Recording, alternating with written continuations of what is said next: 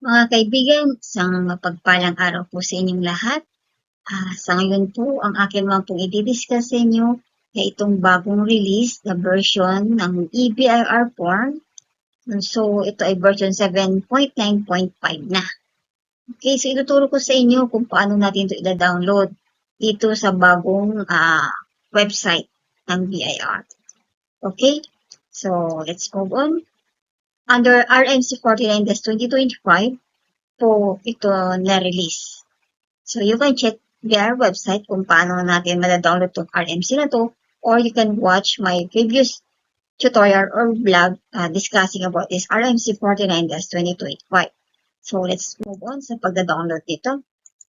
Okay, so ito po yung RMC 49-2025, bali tatlong pages po yan. So pag na-download nyo po yan, inyo pong basahin at para makita ninyo o malaman ninyo kung ano po yung mga pagbabago dito sa version na form na ito.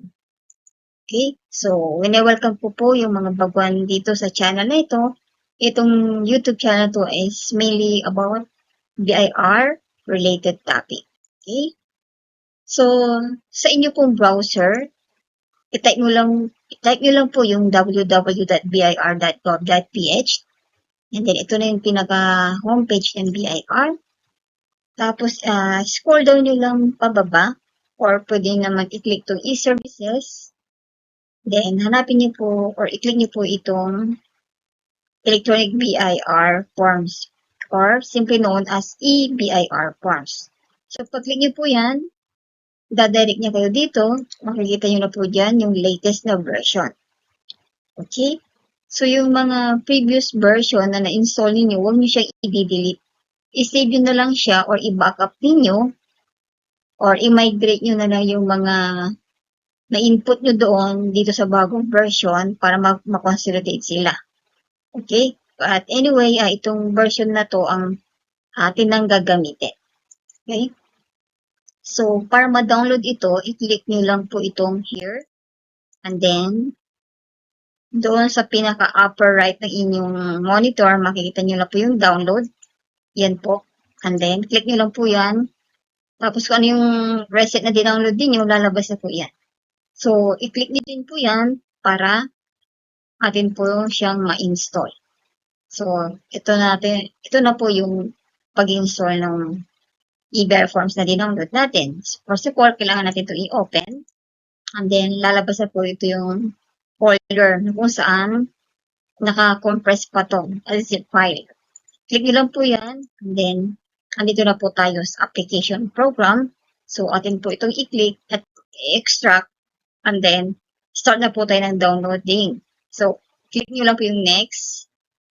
And then, ito na naman po kung saan siya isi-save, kung saan folder yung isi-save yung dinownload ninyo at in-extract ninyo na application program ng EBIR form latest version. So, kapag decided ka na kung saan mo ito isi-save, then you can click next. Pero tandaan nyo po kung saan folder nyo siya na-save. Okay? Kung hindi yung naka-default na given dyan, pwede nyo i-click tong browse at hanapin nyo po yung folder kung saan nyo ito ilalagay. Okay? Then after that, next na po. So ayan, since decided na kayo kung saan folder nyo ito ilalagay, click nyo lang po yung next. And then ayan, sasabihin niya sa inyo kung saan siya, saan yung destination location niya. So if decided na talaga kayo dyan, just click install. Okay? So once the installation process was done, click nyo na lang po yung finish. And then, ayan na po yung EBIR forms ninyo na latest version. Click nyo lang po yan para ma-open nyo siya. And then, i-click nyo po itong logo ng BIR forms. Okay, so medyo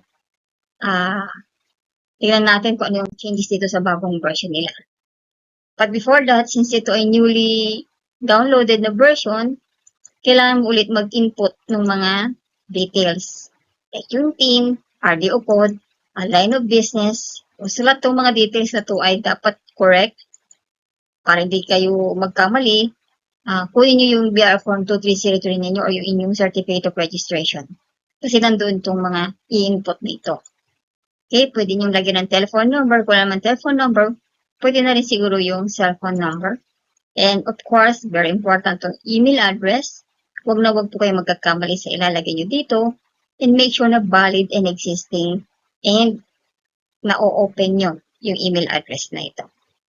Okay, so yung bagong mga form na nadagdag or may changes, makikita na po natin dito sa new list of BIR forms. Okay? So ito yung ating mga important reminders. Yan. Just use one valid email. Okay, then refer to BIR form 2303 in encoding the required details. Yung katulad ng sabi ko kanina. And always, i-backup nyo yung mga EBR form ninyo na lumang version or pwede nyo rin i-migrate dito sa bagong version, but still maganda pa rin na naka-backup siya. Para mawala nyo man yung hard copy, pwede nyo pa rin itong i-print dahil meron pa rin kayo ng program or yung soft copy. And also, ayan, don't forget na isi-save nyo lagi. Okay, so this is all for now. Siguro sa susunod na vlog ko, akin naman tatalakayin yung atin ang explore yung ano na to, EBR form na ito. Okay? Or pwede rin naman na kapag na-install yun na, kayo na yung mag-explore kung anong mga laman nito at ano yung mga changes.